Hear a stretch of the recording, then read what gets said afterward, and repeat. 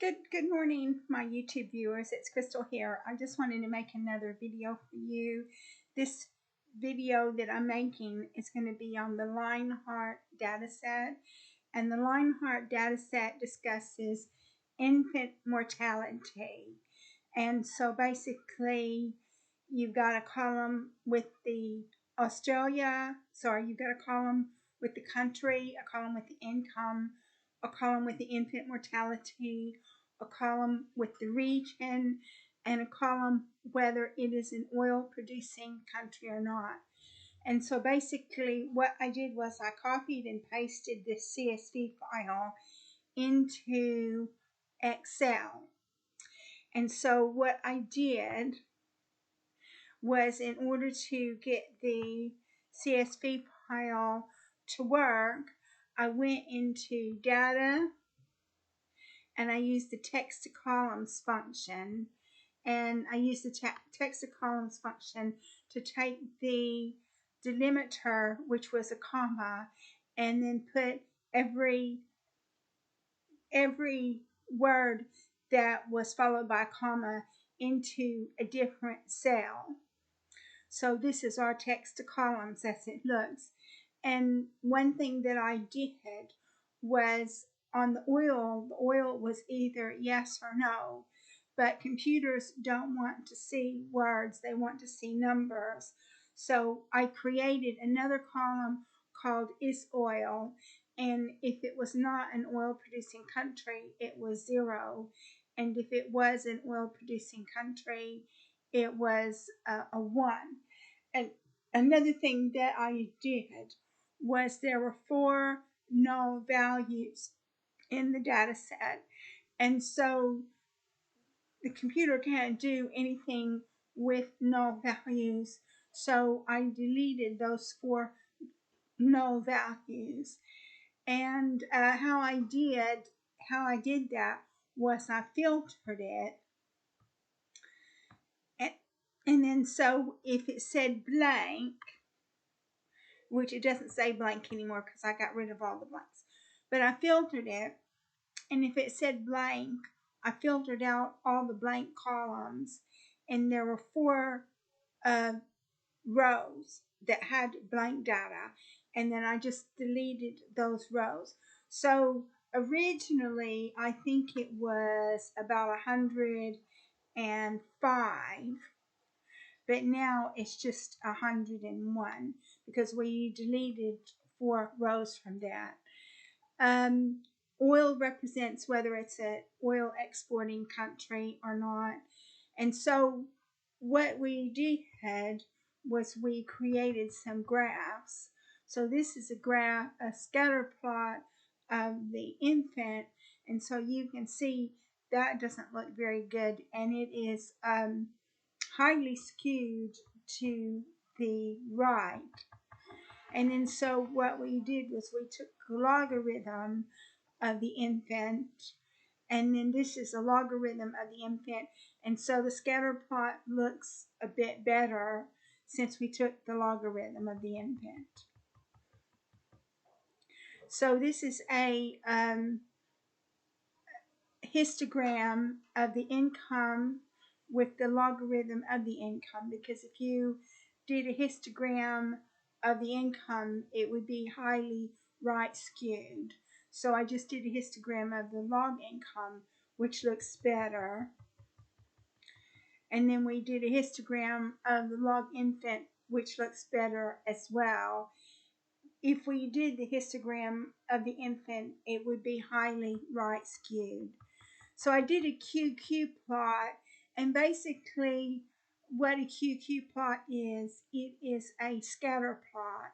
So I did a scatter plot of the log income, and this is a scatter plot of the log income, and I also put the R squared and Y and the intersection.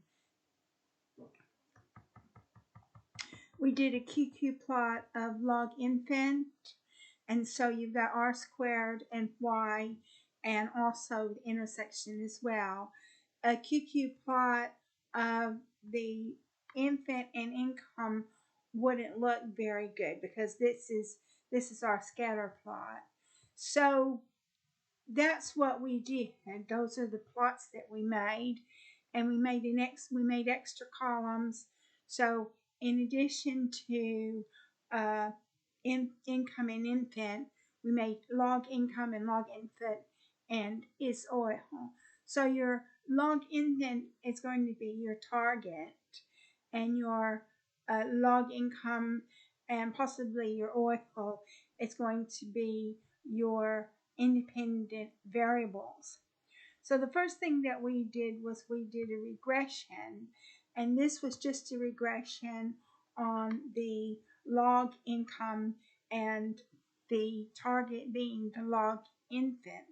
And so, excuse me, you can see the regressed information, and we've got the residual output.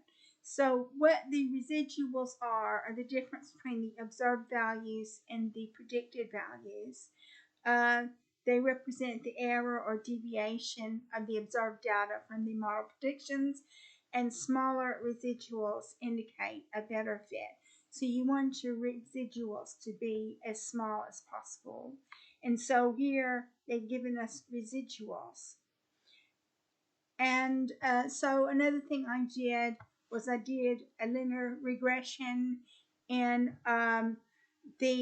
whether it was income and oil. So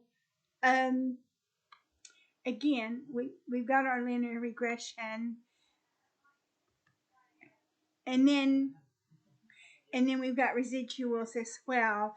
And so you can see that the residuals are different from the previous one.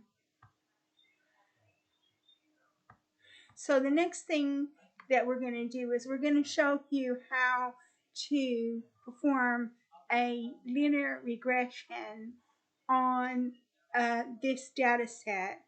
So you go into data, and you go into data analysis, and you click on regression, and you click on to OK.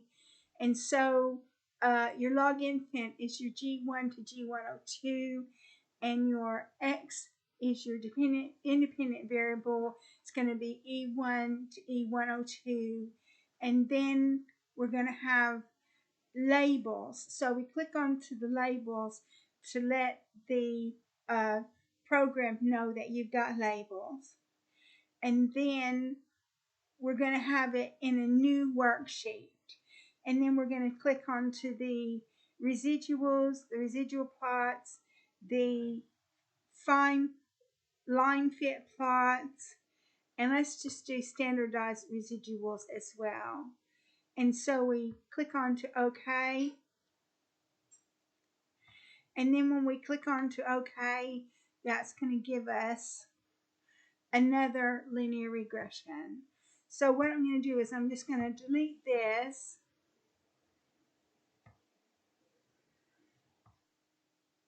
So now we've got another linear regression.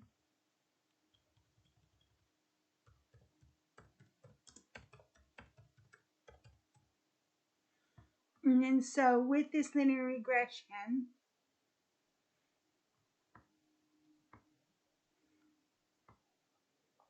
well, that's not really what I wanted because it gave us the oil, and that's not really what I wanted. So we'll go back and we will do it again, try to get it right this time. And we do regression. So we're going to do E1 to E102. We're going to click OK. And there we go. We've got it in another one, another sheet. So I'm going to delete this linear regression.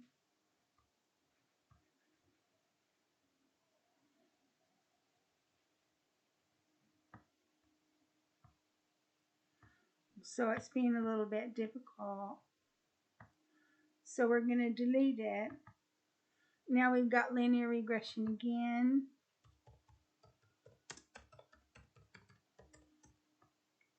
And so you've got the log income residual plot and the log income fit plot. And then we have standardized residuals as well. And so I would say that standardized residuals are standardized residuals between 0 and 1, but it doesn't look like that. No, a standardized residuals is going to be it's going to be like within a standard deviation. So you've got your residuals and your standardized residuals. And then your residuals are used to determine whether the model is a good fit. So the lower the residuals, the better the fit of the model. So that's going to include this linear regression on this data set in Excel.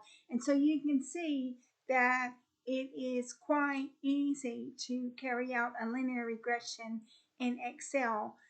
You don't really have to enter any formulas. But one place that you do have to enter formulas is log income. So you notice that in order to make the income a log, is equal log 10, and then the cell, and the same with the infant. In order to make the infant a log equals log 10 times the cell. So I think I've covered everything that I can cover on this video. So I'm going to go ahead and close the video. And if you like my video, please like and subscribe. I look forward to making another video for you very soon of a technical subject.